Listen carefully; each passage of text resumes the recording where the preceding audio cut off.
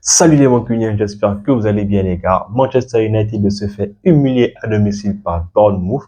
Et là les gars, gros coup d'arrêt pour Ruben Amorim qui commence à subir tout ce que les prédécesseurs de Manchester United ont dû vivre.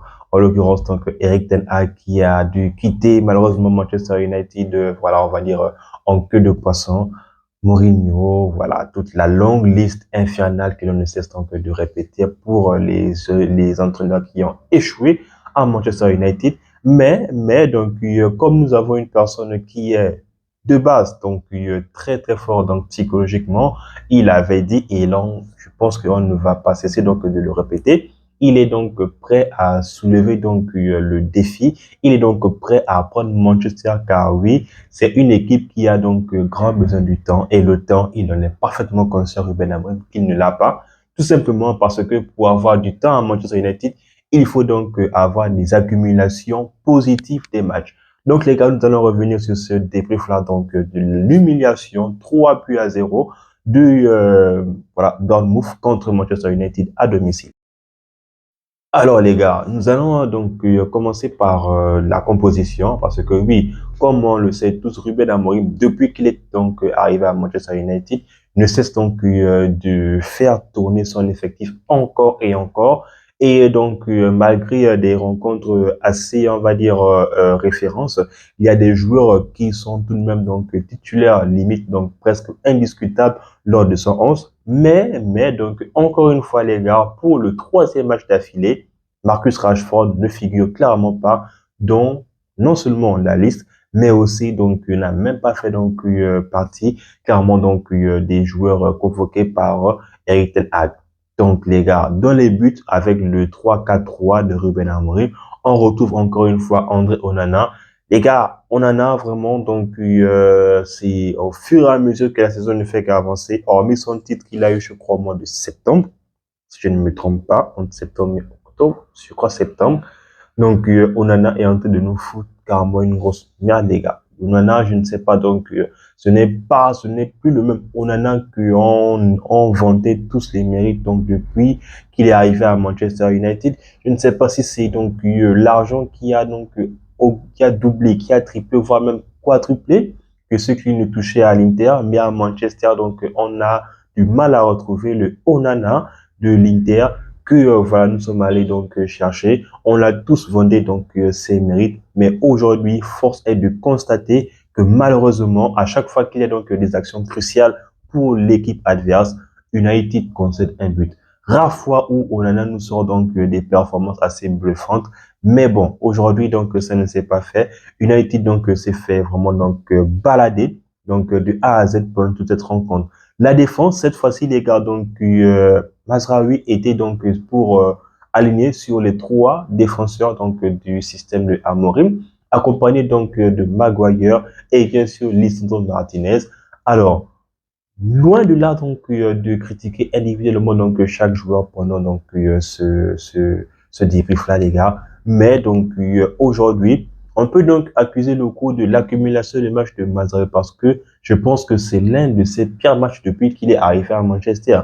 Oui, depuis qu'il est arrivé à Manchester, je pense que c'est la recrue qui fait une performance, qui fait des performances assez régulières et qui sont tout le temps, on va dire, au top. Mais aujourd'hui, c'était vraiment difficile pour lui. Il ne s'est vraiment pas en sorti. D'ailleurs, la preuve la faute qu'il commet pour le penalty de Bournemouth, on parle pour lui. C'est peut-être une accumulation ou peut-être ce système A3 où il est le défenseur, voilà le laisse vraiment, on va dire en difficulté. Et le mieux c'est qu'il serait toujours en tant que piston.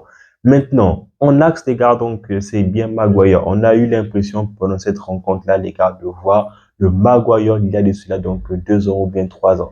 Parce que oui, Maguire qui a réussi à faire une très belle performance face à Manchester City. Aujourd'hui, les gars, face à Bournemouth, c'est clairement le Maguire, du Magro 7 qui est venu faire encore sa grosse merde.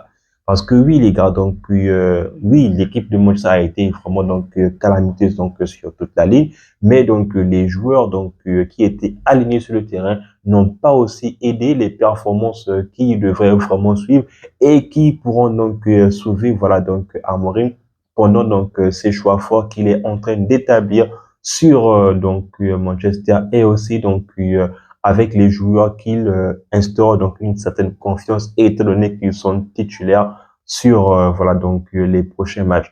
Et donc Lisandro Martinez pour accompagner les trois défenseurs. Martinez, bah lui aussi les gars, ça ne s'est pas bien passé pour lui.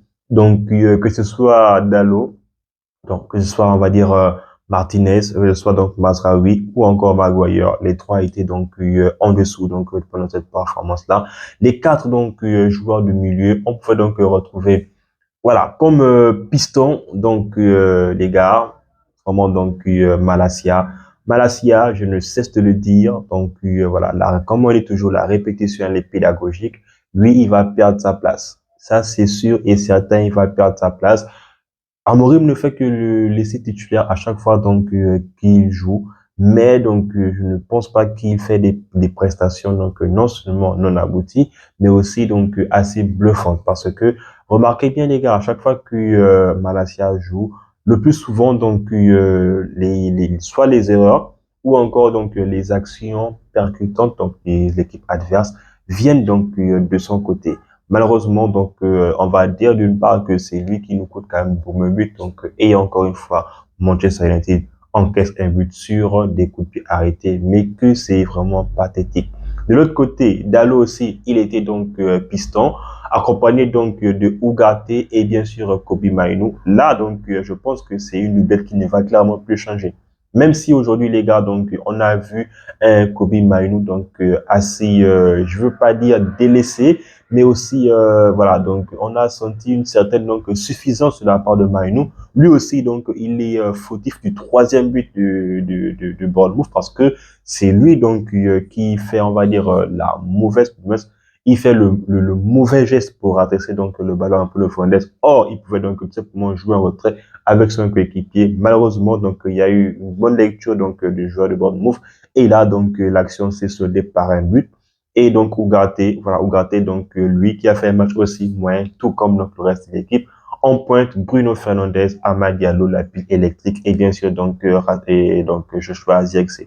Et pourtant, les gars, donc, Manchester United pensait, voilà, donc, rester sur la bonne dynamique, malgré le fait qu'ils ont donc réussi à remonter, donc, la pente, à remonter le score contre Manchester City lors de la précédente journée. Mais là, les gars, donc United s'est clairement fait face à un mur. Retour à la dure réalité. United, donc, pendant le coup d'envoi, était donc à la seconde partie du tableau. Et là, donc, United, apparemment, donc, ça fait aujourd'hui, donc, les gars, plus de 25 ans que Manchester United, donc, n'a plus jamais été donc à la deuxième moitié donc du tableau. L'écart abyssal qui existe entre Bournemouth les gars, Bournemouth qui possède donc l'un des plus petits clubs du championnat en Angleterre et donc cinquième et United est 13e. Donc les gars, un fossé vraiment énorme entre ces deux équipes-là. Même si donc il faut féliciter donc les joueurs de Bournemouth qui ont fait une très très très belle performance parce que oui, que ce soit dans la combativité, que ce soit donc dans les prises de risque, mais aussi les gars donc dans les efforts défensifs donc des défenseurs et aussi des attaquants de Bournemouth. Les joueurs étaient donc prêts à se sacrifier à n'importe quel moment. C'est carrément tout le contraire de Manchester United parce que oui, non seulement United a tiré plus de 20 fois au but, mais United s'est retrouvé avec uniquement donc seulement 5 tirs cadrés. Parce que oui, pendant cette rencontre-là, énormément de tirs non cadrés de la part de Manchester United. Les gars, combien de tirs Bruno Fernandes a eu? Combien de tirs Amad Diallo a eu? Malheureusement, ils ont tous pas cadré donc voilà donc le tir pour pouvoir donc au moins mettre Kepa donc dans des difficultés.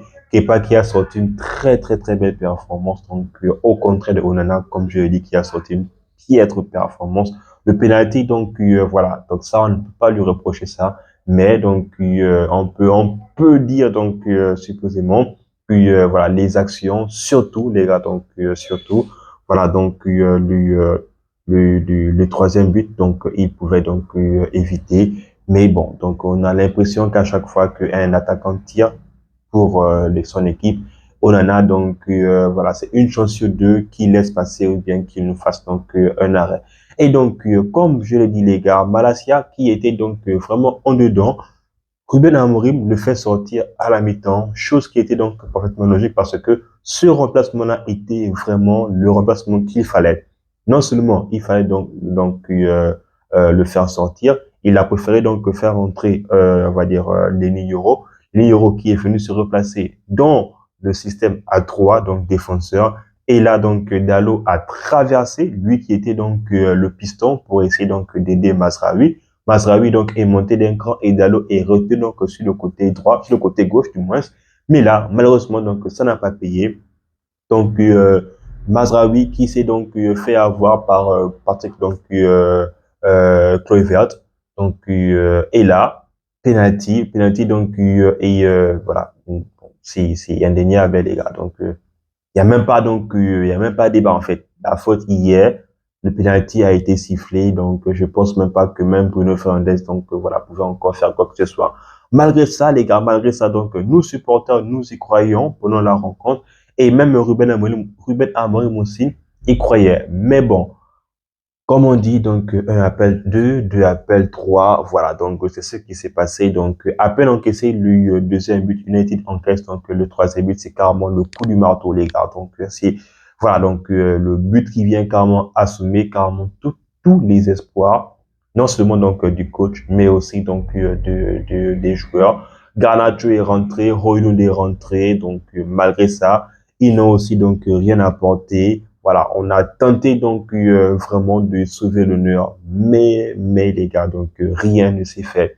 United s'est donc incliné. C'est voilà, c'est rageux, donc c'est frustrant donc de voir cette performance-là. Ça va être difficile donc de pouvoir donc trouver des très bonnes donc performances pour Manchester United. Là, ça fait donc 4 matchs, 8 matchs du moins donc pour Amorim depuis qu'il est arrivé, quatre victoires. 4 défaites. Donc, les gars, c'est chaud. Et un match nul, bah, les gars, ça commence donc à peser. Mais bon, on va lui accorder du temps. Il est arrivé donc à la mi-saison. On espère donc qu'il va réaliser le même travail qu'il a réussi donc à aboutir au Sporting CP.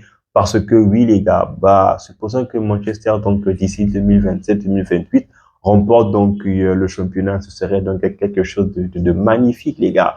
Mais bon, pour l'heure, il faudrait donc d'abord se contenter donc des échecs voilà, frustrants, des échecs donc flagrants que United est en train donc de nous montrer pour pouvoir donc se relever, pour faire de ça donc une force donc voilà donc qui va essayer de propulser donc tous les joueurs, donc que tout le monde se sent concerné, mais aussi donc que tout le monde donc ne doit pas se mettre en tête qu'il est donc titulaire indiscutable de cette équipe-là, parce que oui, on le sait, Amorim l'a dit, il est là donc pour donner la chance à tout le monde. Donc, que les titulaires ne prennent pas pour acquis leur poste car, soi-disant, ils sont indiscutables. Et puis donc, les gars, pour terminer donc cette vidéo-là, les gars, bah, faudrait bien donc toujours faire le top. Et là, les gars, donc malheureusement, il n'y a pas de top. Malheureusement, donc, il n'y a que des flops. En numéro un, bah, je mettrai donc le capitaine Bruno Fernandes, les gars, donc qui a été vraiment donc hors de lui, donc depuis le premier but encaissé à Bournemouth. Et là, donc, on sait tous que quand lui sort de son match, donc psychologiquement, voilà, c'est très difficile que derrière ça puisse donc suivre. Donc, le deuxième place, je dirais donc Kobe Mainoo. Mainoo, donc, qui n'a pas fait donc un grand match, qui a été donc fautif sur sur le troisième but, mais aussi sur ses choix, parce que on sait qu'il a du potentiel, on sait que voilà donc c'est certainement donc une future star de Manchester United, mais aujourd'hui donc il n'a pas fait le match qu'on attend de lui, qu'on attendait de lui. Malheureusement donc il fait partie donc des flops. Et pour terminer donc le troisième, je dirais donc bon je suis partagé entre Onana et Mazraoui. Mais donc, alors, je dirais troisième ex aequo, Onana et Mazraoui, les gars. Donc, c'est sur ces mots-là que, voilà, donc, s'achève ce petit débrief-là. Donc, ce petit détour de l'humiliation de Manchester United face à Bournemouth. Sinon, les gars, j'espère que vous avez aimé la vidéo. N'hésitez pas donc à me dire en commentaire, donc, qu'est-ce qui vous a le plus frustré pendant cette rencontre-là. Moi, encore une fois, je me ferai donc un plaisir de vous lire. En attendant, les gars, on s'abonne, on reste en santé, mais aussi, soyons toujours mon cuillère.